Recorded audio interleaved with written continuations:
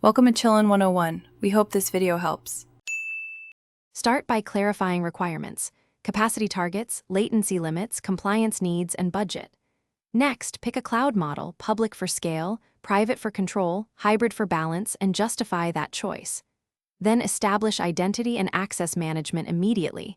Create roles, enable MFA, and enforce least privilege.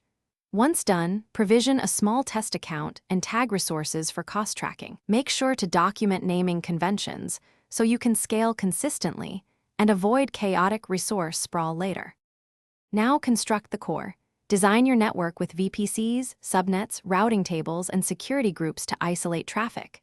Provision compute using autoscaling groups for VMs, or use container clusters and serverless where appropriate.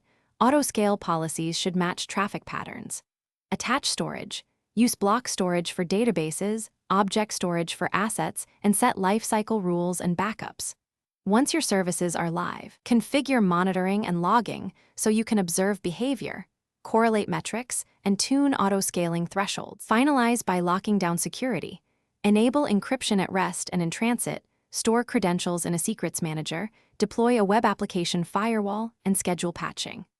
Then enable observability, collect metrics, logs, and traces, set alerts, and build dashboards so you can spot anomalies. Test disaster recovery and rollback procedures, and document runbooks and cost controls. If deployments fail, first check IAM and network rules, then review error logs and metrics.